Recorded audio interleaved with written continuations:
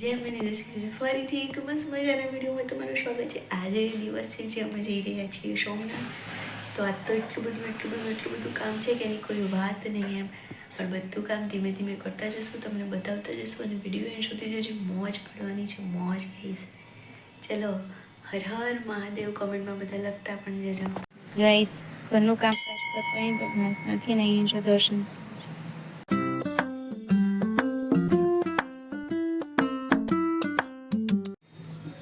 Guys ગાયને ઘાસ નાખીને દર્શન કરીને જો મહાદેવ આવી ગઈ છું હું દર્શન કરવા માટે. ચલો બીજું છે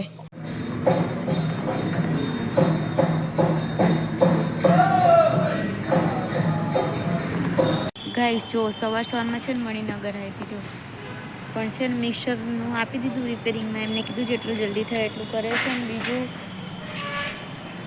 મારા કપડાનું જે હું કાલ કહેતી હતી ને કે માપ આપ્યું છે ને એ મારે પહેરવા જોઈએ છે, તો એ તો હજુ ખુલ્યું જ નથી.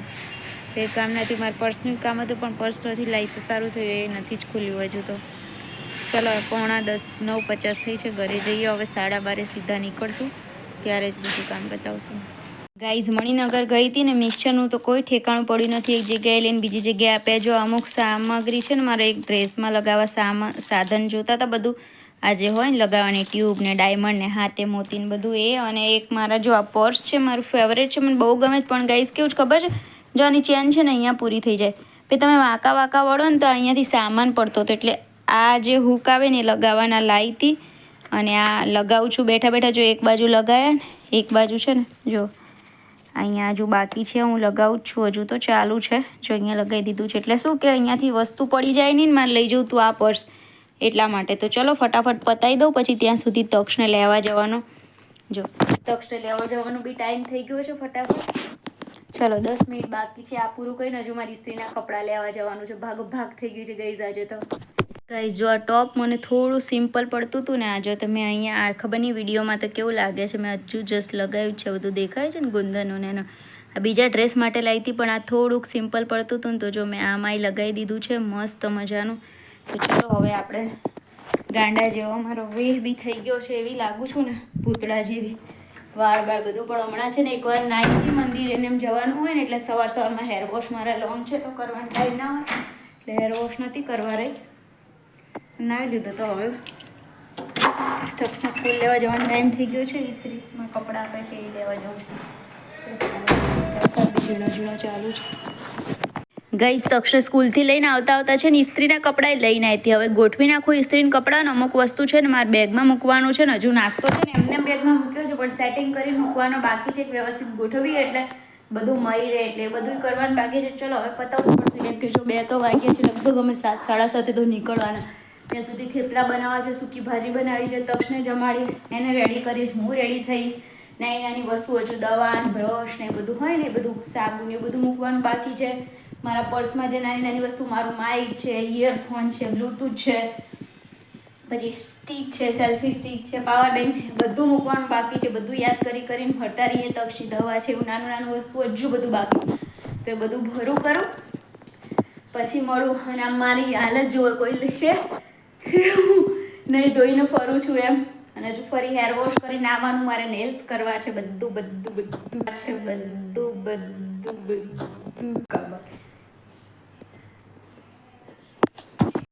ગાઈસ. ડાર્ક સર્કલ બહુ થઈ ગયા છે ને, તો અંડર આઈ પેચ લગાવ્યા છે, દેખાય છે આજે, પણ એકદમ ટ્રાન્સપરન્ટ છે ને એટલે દેખાતા નથી.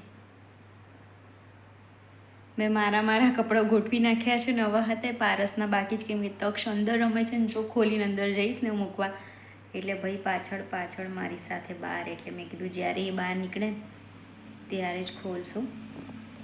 પેકિંગ ઓલમોસ્ટ થઈ ગયું છે, 10% જેવું જ બાકી રહ્યું. બાકી જે મારી એ નાની વસ્તુ મૂકવાની બધું થઈ ગયું. હવે ખાલી દવાની બધું જે હોય ને મેન એ જ મૂકવાનું બાકી રહ્યું છે 10%માં. અને નાસ્તામાં કેવું છે, મેં જે પેલી ઝીપલોક બેગ બતાવી હતી ને, એમાં થોડું વધારે નાની મોટી બેગ કરીને પર્સમાં રાખવાનું, અંદર મૂકવાનું, બસ એ સેટિંગ કરવાનું છે. ને એના પછી આપણે લાગી જઈશું જમવાનું બનાવવા માટે. ઓલરેડી 2:30 તો વાગી જ ગયા છે, એટલા માટે. ખાલી આઈઝમાં થોડું સારું લાગે ને એના માટે. ડાર્ક સર્કલ તો કંઈ ઓછા થવાના નથી આપણા તો, પણ આઈઝ થોડી પ્રોપર લાગે. મને મોટી આંખો એટલી ગમે ને, પણ મારી આંખો જોઈ મોટી નાની છે, આમ કરું ને તોય મોટી નહીં થતી. જો મિક્સર છે ને એક જગ્યાએ ફરી રિપેરિંગમાં આપી હતું તો એમનો ફોન આવ્યો તો એ લઈને એટલી વારમાં મારું એક પાર્સલ આવી ગયું. મિક્સરે મારું રિપેર થઈ ગયું છે ને હવે દૂધ પડી છે ને હું છે ને કોલ્ડ કોફીને બનાવીને ફ્રીઝરમાં મૂકી દઈશ એટલે જતા ટાઈમે લઈ લઈએ ને એટલે ટ્રેનમાં બેસીએ ને પછી જમીન પી લેવાય એટલે સવાર સુધી છોકરાઓને કોઈને ચિંતા જ નહીં, ખાવાનું માંગે જ નહીં, પેટ ભરીને કોલ્ડ કોફી પીને બેઠા હોય ને એના માટે. ચાલો ત્યારે આપણે ફટાફટ કામ બતાવીએ. વાગી ગયા છે 3:45 ગાઈઝ અને મારે હજુ બહુ જ બધું કામ બાકી છે એટલે બહુ વ્લોગ નહીં થાય ગાઈઝ. ચલો ગાઈઝ થોડું છે એમ કપડાં હાથથી ધોવાના હતા એ ધોઈ નાખ્યા. જો નાસ્તો ભરી જવા માટે બધા ડબ્બા ધોવાના હતા એ ધોઈ નાખ્યા. અને નાસ્તાનું જે સેટિંગ કરવાનું કહેતી હતી ને પર્સમાં બેગમાં હાથે બધું સેટિંગ વગેરે બધું જ થઈ ગયું. 100% પેકિંગ થઈ ગયું. બસ ખાલી જે જમવાનું બને ને એ અલગ બેગમાં લઈ જવાનું એટલે ખાઈને ડબ્બાઓ જ એવા જ લઈ જવા છે કે જે ખાઈને સીધા ફેંકી દેવાય એટલે એને સાચવવાની.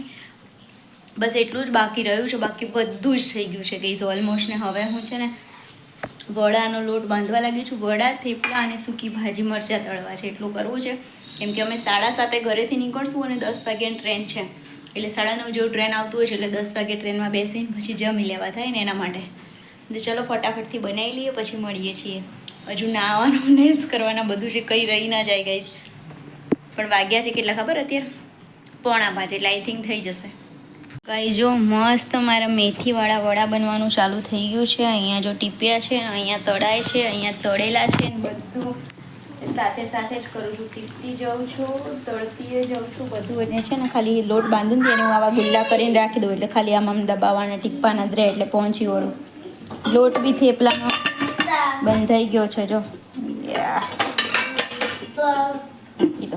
સૂકી ભાજી, થેપલા, અહીંયા એક ગ્લાસ થેપલું મૂક્યું છે બને છે. હવે ના બધું હજુ કેવું પડ્યું છે બધું ક્લીન કરીશ. હું પ્લેટફોર્મ ક્લીન કરીશ પછી જઈશ નાવા તક્ષણ. ગાઈઝ નેલ્સ કરવાતા ને મેં નેલ્સ બી કરી લીધા છે જો ફટાફટથી બંને હેડના આગળ આગળ. અને મેં કંઈક કોટ સેટ જેવું પહેરી લીધું છે આખી સ્લીવવાળું એટલે મને રાતે ઠંડી ના લાગે ને. ગાઈઝ 7:30 નીકળવાનું હતું, 7:45 થઈ ગયા છે એટલે ભાગવું પડશે આપણે. તો ચલો ફટાફટથી નીકળીએ. પણ આજનો વિડીયો અહીંયા જ રાખીએ છીએ. કાલે પાછા ફરી મસ્ત મજાના હવેની જે જર્ની આવશે ગાઈઝ એ કાલના વિડીયોમાં આવશે. તો ફરીથી કાલે મસ્ત મજાના વિડીયોમાં મળશું. ત્યાં સુધી ચેનલ સબસ્ક્રાઈબ કરી લેજો સોમનાથ દાદાના દર્શન કરવા માટે. ને કોમેન્ટમાં હર હર મહાદેવ લખવાનું ભૂલતા નહીં. ચલો બાય બાય ગાઈઝ. જય શ્રી કૃષ્ણ. તમારી પેરી પેરી અપેક્ષાના બાય. જય દ્વારકાધીશ.